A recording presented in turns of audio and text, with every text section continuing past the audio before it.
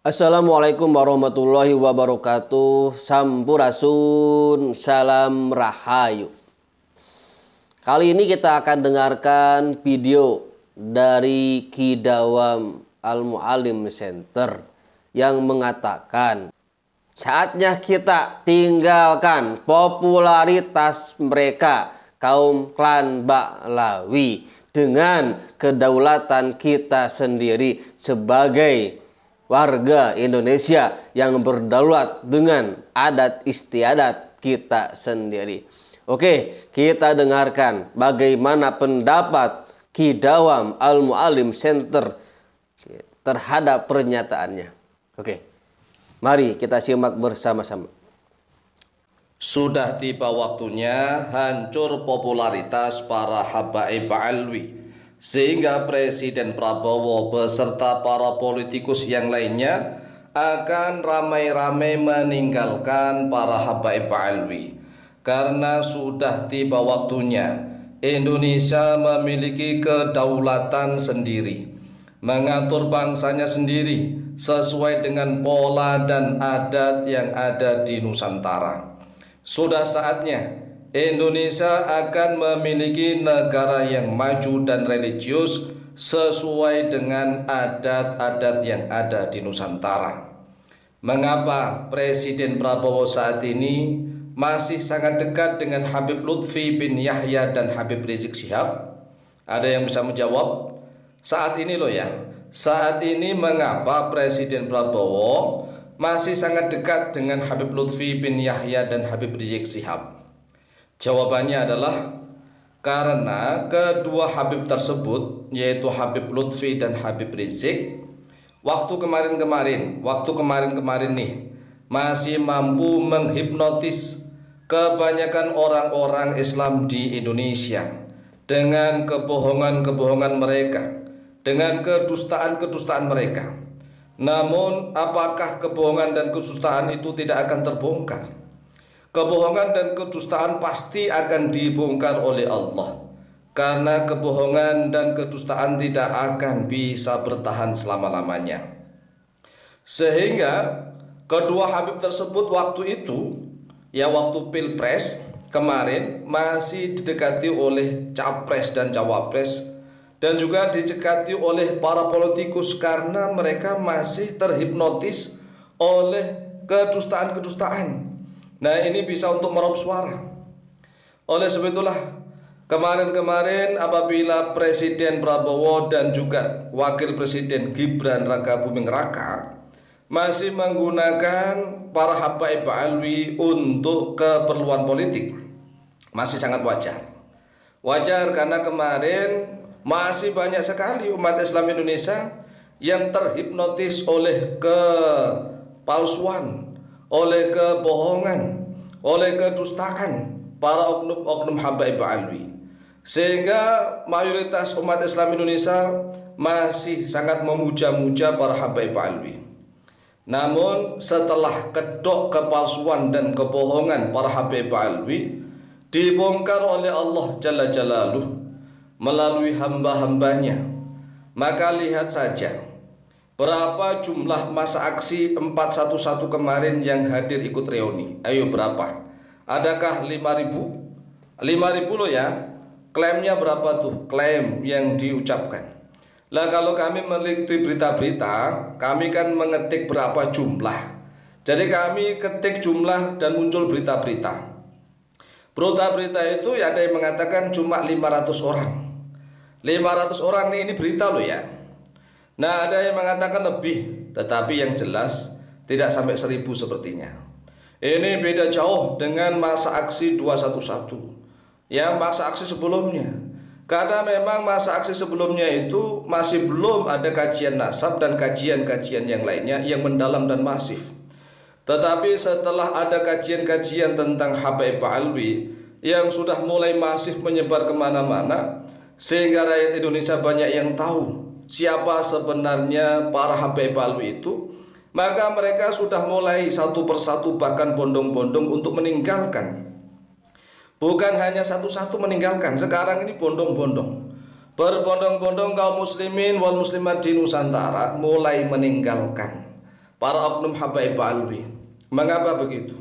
Nah, mohon maaf, selama ini mereka ini kan mengadakan kegiatan-kegiatan seperti itu, tidak mendidik umat. Tidak mendidik umat sama sekali. Sedangkan yang mendidik umat itu orang-orang pribumi. Cobalah kita lihat di kampung-kampung yang mengajarkan Iqra, yang mengajarkan alif-alifan atau alif bakta, yang mengajarkan membaca Al-Quran di kampung-kampung, yang mengajarkan sholat. Mana cari para habaib? Ayo, yang mengajarkan mendidik anak-anak di TK, TPA atau TPG itu rata-rata orang pribumi atau para habaib. Sedangkan mayoritas umat Islam Indonesia bisa baca Al-Quran, bisa sholat itu hasil didikan dari TK, TPI atau di madrasah-madrasah atau di majelis-majelis orang-orang pribumi asli. Tetapi aneh, setelah mereka ini misalnya pintar-pintar baca Al-Quran, bisa sholat dan seterusnya, lah mereka tertipu oleh kebohongan dan kedustaan para habaib Alwi, sehingga mereka mohon maaf lebih mengagung-agungkan para habaib Alwi dan bahkan berani menentang gurunya sendiri yang ada di kampung-kampung. Ini kan harus segera dibalik oleh Allah.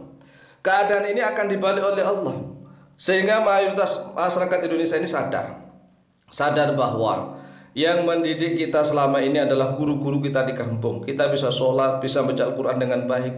Bahkan ada yang bisa baca kitab kuning gundul, itu didikan di guru masing-masing, di kampung masing-masing, bukan oknum-oknum habaib. Tetapi setelah dewasa, karena ditipu oleh arogansi, orasi oleh oknum-oknum habaib Alwi yang menipu, akhirnya tertipulah mereka. Nah, setelah tertipu beberapa tahun nih, tertipu dengan kebohongan para habaib, oknum-oknum habaib Alwi ini, masyarakat Indonesia ini sudah mulai sadar. Oh iya ya, selama ini ternyata kami ditipu mentah-mentah, kami dibodohin, dibohongin mentah-mentah. Mereka menggunakan baju bersorban, sorban dipakai, imamah dipakai, ridha dipakai. Mereka ngomongnya seolah-olah gamis, tapi ternyata tujuannya duniawi belaka. Oleh sebab itulah benar apa yang dinasihatkan oleh Imam Ghazali. Iblis yang berjubah, iblis tapi berjubah, menggunakan imamah, udeng di kepala, itu jauh lebih berbahaya daripada iblis yang berpenampilan preman. Iblis yang menggunakan baju preman. Mengapa? Karena kalau iblis sudah ingin menyesatkan manusia, maka dia menggunakan baju-bajunya ulama, baju-baju agama, menggunakan jubah, menggunakan selendang, sorban dan seterusnya untuk menipu manusia. Dan jarang sekali manusia yang tahu kalau dia adalah penipu, karena baju dan penampilannya adalah ulama. Sedangkan kalau misalnya ada iblis yang berpenampilan preman, ya banyak orang awam sudah tahu, oh dia preman, sehingga orang awam banyak yang langsung menjauh darinya. Tetapi kalau iblis itu menggunakan baju-baju sorban, jubah, baju-baju agama, baju-baju ulama, maka jarang sekali orang Islam yang tahu. Sehingga banyak sekali orang Islam yang tertipu oleh kebohongan dan kedustaan mereka. Tetapi kedustaan dan kebohongan itu tidak akan bertahan selama-lamanya, sehingga Allah Jalla Jalaluh mengutus hamba-hambanya untuk membongkar kedok mereka. Allahu Akbar, Allahu Akbar, Allahu Akbar, walillahil hamd. Demikian, semoga bermanfaat. Wallahu ta'ala a'lamu bishawab. Oke, setelah kita simak tadi pernyataan Ki Dawam Al-Mu'alim Center, beliau mengatakan bahwa sudah saatnya Indonesia berdaulat, memiliki kedaulatannya sendiri sesuai adat istiadatnya. Kita tinggalkan budaya mereka, kita tinggalkan tradisi mereka yang mengagung-agungkan nasab, yang memuliakan keturunan dan budaya mereka sendiri. Saatnya kita tinggalkan budaya mereka dan kita perkuat budaya kita sendiri sebagai warga negara yang berkedaulatan di Republik Indonesia. Kedua, Prabowo masih dekat dengan Abah Lutfi dan Habib Rizik Syihab karena mereka masih terhipnotis dengan kedustaan para habaib. Dan memang karena kepentingan politik. Sekarang sudah terbuka jelas kedok mereka. Kemarin ketika aksi 411 umat Islam sudah tidak lagi terprovokasi. Yang datang aksi cuma sedikit, tidak sampai 1000, di bawah 1000. Artinya sekarang umat Islam sudah mulai terbuka, sudah mulai cerdas, sudah tidak terprovokasi. Kleman-kleman mereka terhadap umat Islam sekarang tidak kita gubris. Dari dulu anak-anak kita, para generasi dari kita itu tidak dididik oleh mereka. Yang mendidik mereka adalah ulama-ulama Nusantara. Yang mendidik mereka adalah para kiai, para ajengan di kampungnya masing-masing. Mereka belajar Al-Quran, mereka belajar Iqra, mereka belajar kitab-kitab. Itu dari ulama kampung mereka, di madrasah-madrasah, di TPA-TPA. Tapi ketika sudah besar, mereka dibodohi oleh klan-klan Ba'lawi yang terus memprovokasi dan mengatakan bahwa kalian bisa tahu agama Islam, kalian bisa nyembah Allah Subhanahu wa Ta'ala dikarenakan oleh leluhur-leluhur mereka. Seandainya tidak ada leluhur kami, maka kalian masih menyembah pohon. Itulah kleman-kleman mereka yang mengaku bahwa kita sudah pandai, kita mengerti Islam dikarenakan oleh leluhur-leluhur mereka. Sedangkan kita tahu bahwa kita tahu tentang Islam, kita paham tentang Islam dikarenakan oleh ajengan-ajengan, ustadz-ustadz di kampung yang mengajarkan kita tentang keislaman. Para habaib hanya mengagungkan nasab, memuliakan nasab mereka. Mereka menganggap bahwa nasab kita itu lebih rendah daripada mereka. Mereka suka bercerita tentang hal-hal yang sifatnya khurafat, yang mengada-ngada.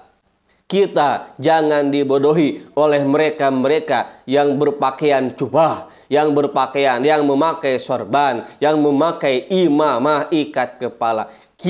Saatnya kita tinggikan budaya kita. Ikat Sunda dipakai, pakaian Sunda dipakai sebagai tradisi bahwa leluhur kita adalah Sunda. Leluhur kita adalah budaya Sunda yang mengangkat derajat kita.